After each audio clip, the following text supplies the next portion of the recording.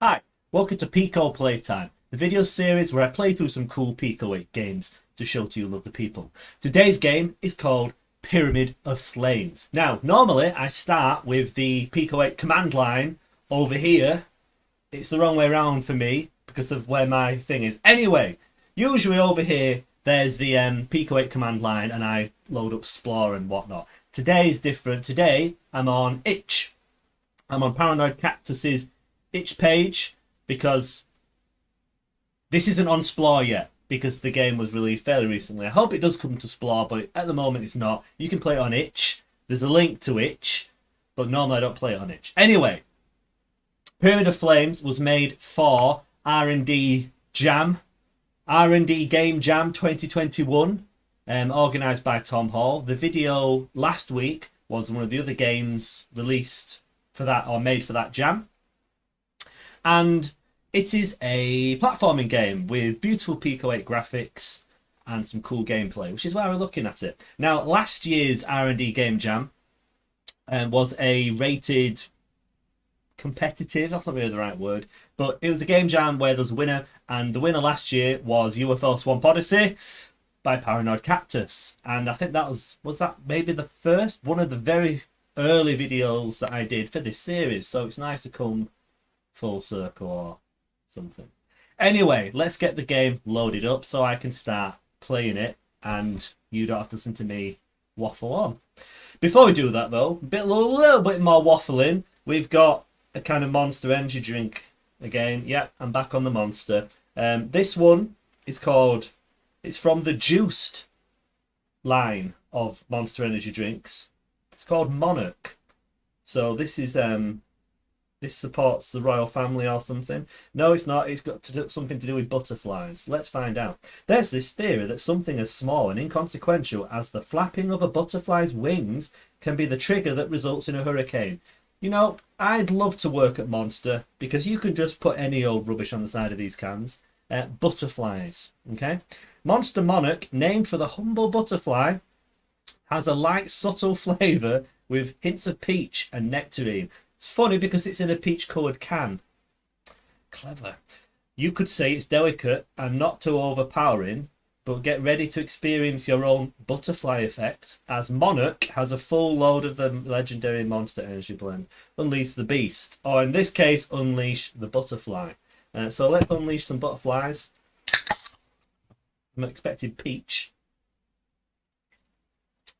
Yep, that tastes of peach. Peach is one of my favourite flavours for drinks. So there you go. That's the ringing endorsement of Pico Playtime. You know, Monster, anytime you want to put any royalty checks, you know, send them my way. Feel free, you know. I'm very easy to get in touch with.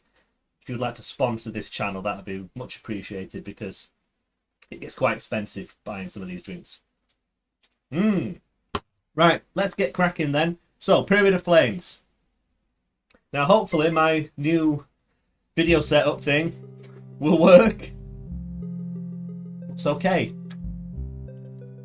So, here we go. This is Pyramid of Flames. The way that the game jam works, I should probably say that first, is you were given a random name. The Tom Hall, the jam's organizer, yes, that Tom Hall, made a program that generates random game names, and yeah, you roll 10 names, you pick the best one, and you make a game about it. Oh dear. So that's where Pyramid of Flame comes from. And yeah, besides the random name for the game, that's it. You're otherwise given a great deal of, well, almost total freedom on what you make the game about, what you include in the game, which is nice for a game jam.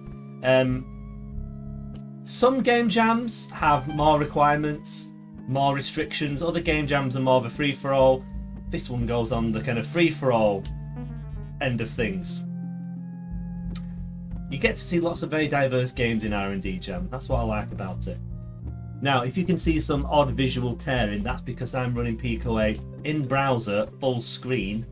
Yeah, I'm not sure how good the performance is in that. That's not Paranoid Cactus's fault though. I don't know, blame Zep. blame itch, blame Chrome. Yeah, Google, it's Google's fault. One of the biggest companies in the world, and they can't run Pyramid of Flame full screen. Anyway, yes, so this game, as you can see, it's a platformer. The graphics are absolutely beautiful. You come to expect that, to be honest, from Paranoid Cactus. All the games, all the Paranoid Cactus games, all look beautiful. This one's no exception.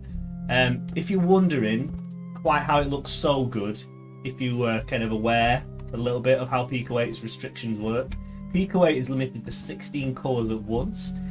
However, you can pick and choose those 16 colours. So picking a good palette is key to making the graphics look good. And Paranoid Cactus here has picked an exceptionally good palette. You can see it's all kind of browns and blues, nice contrast there, and reds and things. No greens, I don't believe. Got quite a few shades of blue in there as well, so that's a custom palette there that gives, there's no greys either really, much as there's a light grey, that's it. That's what lets you get such nice looking graphics. This looks, one of the comments for the game says that it looks like an Amiga game. Yeah, this wouldn't look out of place on a Mega Drive, would it? You may have to step the resolution up a little bit. Anyway, what the idea of the game is, the object of the game rather, you've got to get through the pyramid of flames and yeah, get to the end. I haven't managed to do that yet, so this is going to be a fun experience for us all, watching me fail. You occasionally have to pick up keys. There'll be switches as well. And yes, one touch and you're dead. But you respawn at the start of the room. And as you can see, we are starting to get more traps and obstacles introduced, which makes the game more challenging. Now, one thing which is a little bit unusual about the movement is there's wall kind of climbing, wall jumping, but it's kind of always on, and it's also the character is very sticky. I don't have to hold any buttons, and the character will happily hold on to that wall for quite a while before they fall off. Now, did you notice when he's about to fall off, there's a little kind of, oh no, I don't know what you call that, kind of like speed lines in a comic, but obviously not speed lines. There's a name for it. Anyway, that's a nice little touch, isn't it? Nice little visual cue. Now, that's interesting. Yeah, you just seem to have a fixed amount of time on the walls before you fall off. You can press down to drop, but I thought if you held into the wall, so if I'm pressing right now, I thought that would make you hold on indefinitely. It doesn't. I'm not going to touch that snake because it will kill me. So as you can see, my path is blocked, so I need to go down here. Press down to jump down. Nice ease controls, nice familiar controls. And yeah, we're just exploring this. Oops, oh dear. We're just exploring this temple. I flirted and skirted with disaster there, didn't I? Right then. I really like, oh dear. I don't like when that happens. What I do really like though are the flame effects. I believe the flame effects are kind of recorded by somebody else and added in. You see quite a few Pico 8 games that use similar effects. I think I'm right in saying that. I do apologise, Paranoid Cactus, if I'm, saying that all your careful coding is the work of somebody else. But I think I'm right in saying that. I was following the development of this game on Twitter. Turns out I can't hold on to those platforms. Oh well. Oh, that was risky. So yeah, besides the colours, which are really good, look at that animation on that character. Really nice. So I'm not sure what size that character is either. It doesn't look like a standard kind of sprite size. Because this isn't on Explore yet, I can't kind of have a poke around in the cartridge like I normally would.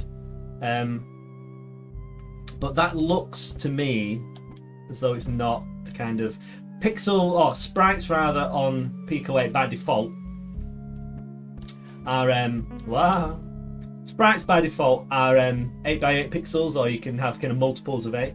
But if you're clever and want to use lots of complicated stretch sprite commands, you can make them any size you want. which I think is what's happening here. I bet the sprite sheet for this game is very complicated. Now, like I say, I haven't completed the game yet, but the game world seems quite big, so I would be very surprised if this wasn't using all of the map space, maybe even more. Now, I only know how to do that bit because I watched the development on Twitter, you see. Now, oh dear. It's a very simple platform game, this. It's made for a game jam, so you're not going to be overloaded with kind of gameplay elements. We've just got jumping and we've definitely got dying, but we've only got jumping and kind of wall jumping in, and that's it. There's no attacks, there's no other moves, no ducking or anything and crouching, but that simplicity means that you can focus on the task at hand, which is getting through the temple. So yeah, I think that's pretty good, isn't it? I do love that flame effect on the those traps. The wall jumping is rather sticky. It does take quite a getting used to. I obviously haven't quite gotten used to it. Oh, you don't come to this channel to see expert gameplay, do you? Well, you might come to this channel to see that, but you're not going to get much. Right, let's try and not get set on fire this time. Okay. I really need to get a grip on how to drop off. It's down to drop off, I think, to fall off.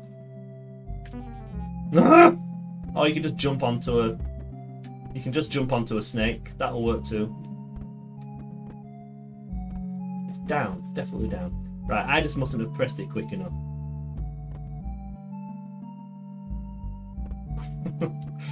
Oh dear. Right then. Don't you just love all the detail in this game? Look at the backgrounds. It's that little kind of Egyptian embossed, I don't know what you call those, like wall carving things with the Egyptian gods. Very cool. Our character as well. Is he wearing like a helmet? It looks like he's wearing like the outfit a pilot would wear, like those leather caps. Don't know if it is or not. Oh, it's glasses? I'm not sure. So we need another key for that. I think I need to go back up, don't I? Right, that was good. Tell you what, wall climbing's nice and easy because your character is so sticky. You just hold jump and right there. That makes it nice and easy. Oh, this looks a bit nasty, a bit cheeky. Oh, I really don't want to die here because I have to do all this room again. This is tense. Oh my god. It keeps going. This room is huge. Oh no, I'm gonna die. Okay, that was lucky. That wasn't. No. Oh, this game. This is hard. When you're as good at platform games as I am, which is not very.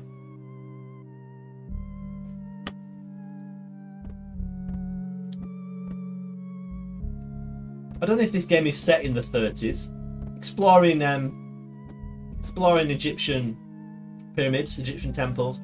That feels very 1930s. And, well, the colour palette gives us a kind of sepia tone thing going on, doesn't it? That's pretty cool, don't you think? I think I have to go this way, don't I? Right, anyway, I'm seem to be doing better so far. I haven't had any embarrassing deaths just yet. Yeah, climbing up the walls like that is very easy. It's such a crisply coded game, this, it really is. When you're playing Game Jam games, you often get used to expecting a certain amount of roughness around the edges. There really isn't that in this game. I think it's kind of one of the skills of coding for a Game Jam is picking a simple enough idea that you can execute, that you can create in the time available. So RNDGAME JAM, I really don't know what you're supposed to call it. Anyway, it was a 2-week jam. So yeah, you've got 2 weeks to get something coded. And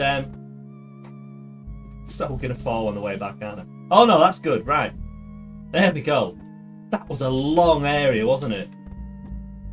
So now we've got a new game mechanic, which is collapsing platforms. Oh, there's so many things I need to do in this game. Look, there's another locked area there. Look. Oh, right, okay. I wonder if there's any secrets in this. I haven't been kind of testing anyone. Oh my. There's a mummy. That mummy looks very familiar. Have I seen that in a Pico 8 game already? Don't know. Because of, here's a point. Because of the limited amount of map space in Pico 8, it doesn't really lend itself well to traditional kind of platformers like Mario or Sonic, where you're moving through levels very quick. If you did a game like that with Pico 8's map space, your game would be over very quickly. You've only got 32 screens of map to play around with. I think I'm right in saying that. Yeah, 8 screens across, 4 screens down. That's 32, isn't it? That is not a lot. Unless you start compressing the map. Oh my, this is interesting. Unless you start trying to compress the map, that was lucky, into code, which a lot of games do, but until you start doing that, you are limited in space. So, many Pico 8 games, or many Pico 8 platform games, tend to go towards, is this the way I should be going? I think I've gone the wrong way. They tend towards having exploration as a kind of mechanic. That means you're going to see lots of what's what I'm looking for? Metroidvania kind of games with exploration, where you're revisiting the same areas. This game does it a slightly different way by just having keys, a little simple key system. Now, keys really get a bad rap in game design, but you know, I think it's quite fun, really, isn't it? Right, this time I need to go the other way, so let's not go back that way. Oh, that was good. That was a good little section, that. And we've unlocked a new area. Sweet. Now, oh dear. I usually try to complete these games, or if possible complete these games in one sitting. Not sure if I'll have time to do that today, because I don't feel like I'm even halfway through this yet. Oh, where do I go now? Oh, there we go, that's okay. I have to get back up here. Hey, there we go.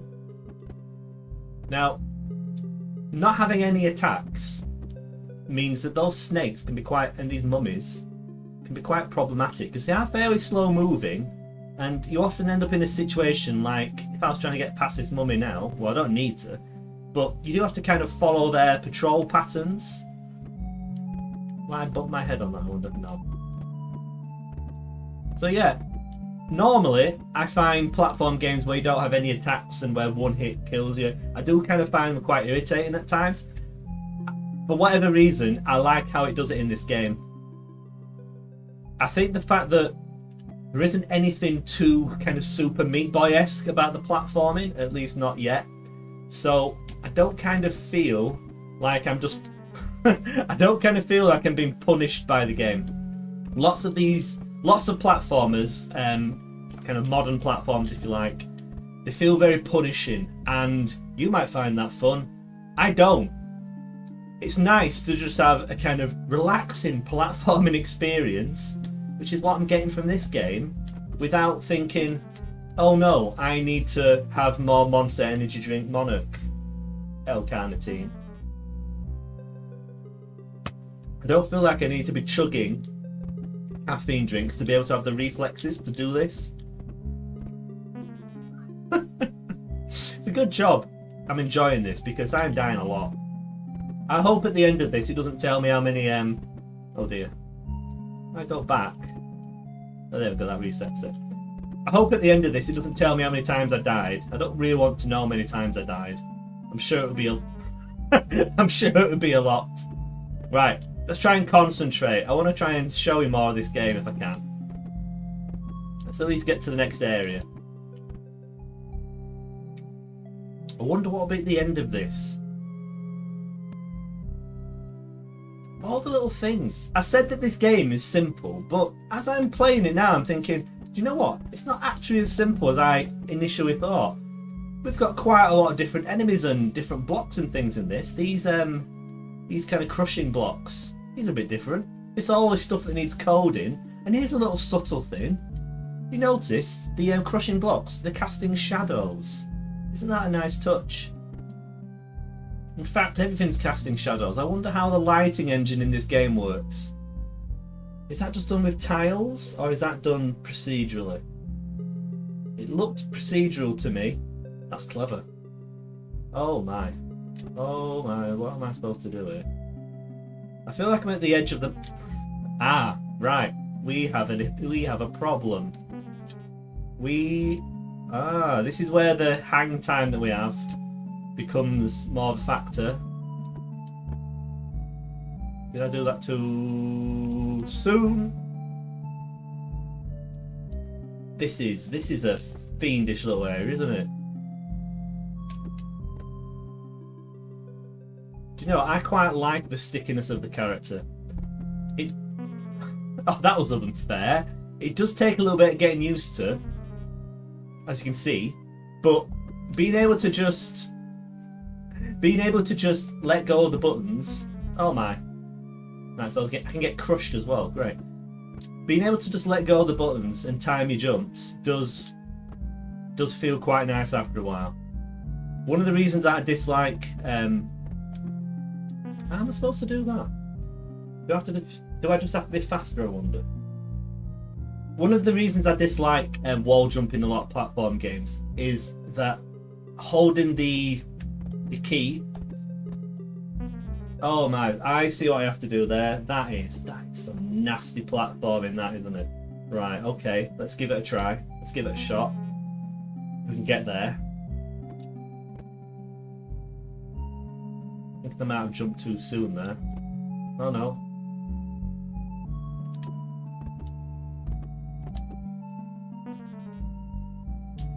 Right, this needs some real time in this, doesn't it? When did platform games stop giving you lives? That's what I want to know. I can't remember the last platform game I played that was like not... I can't remember the last platform game I played that wasn't from the 90s where it actually had lives. I mean, I'm glad I don't have lives on this game because I'd be able to show you maybe the first area about 6 times. Oh, them spikes there are evil.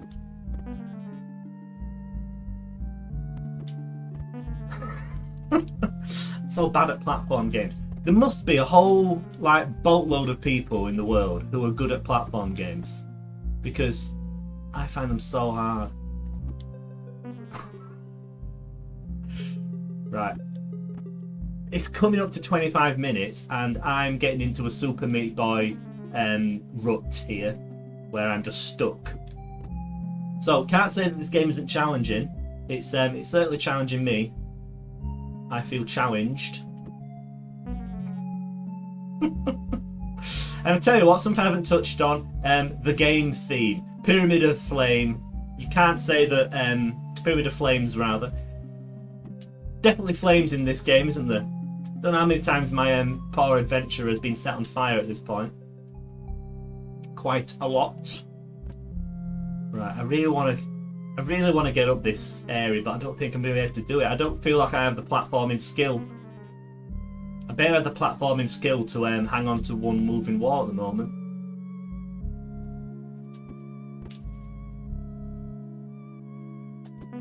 Oh, I'm trying to jump as quick. I'm trying to jump as soon as possible to get off that platform, so I have enough time to get over to the other platform that's going up. But that means I keep jumping into that set of spikes there. See, if I jump off later, I don't think I'm gonna have enough time to get onto the other one. This is hard. This is a hard section. It is. Right, we did it. And I've screwed it up. Right, that brings us to just about 25 minutes. There we go. Pyramid of Flames. It's a good game. It's one of the best games made for R&D Jam 2. It's not rated this year, but if it was rated, I think this would be the one that'd be winning it, to be honest. So, you know, give it a try. The link is below to play the game. And from there, if I exit out full screen, this is my browser, so you're not seeing all the screen. But on this screen, you can click on submission to Random Game Jam 2. Oh, look, there's my comment. And then if you go to submissions, there's a whole bunch of games that have been submitted to the jam. Give them a look. Ooh, that was interesting. I'm going to be giving some more of them a look. Looking to see if there's some that I can make Pico 8 videos on. And yeah, R&D Jam. R&D Game 2. It needs a better name. Anyway, thank you for watching this video. Give the game a look. Give Paranoid Cactus a look. Follow them on Twitter, Game Cactus. All their Pico 8 games are fantastic. Let's just go back to his page. There we go. I've already reviewed Lava Joe, said that was good. I've already reviewed UFO Swamp Odyssey. That was very good as well. That won the Game Jam last year. There's also X0, and Pico Tennis. Check them out, they're really good. Right, anyway, thank you for watching. I'm going to have some more Monster Energy drink. Yeah, check out the other games, and I'll see you again very soon.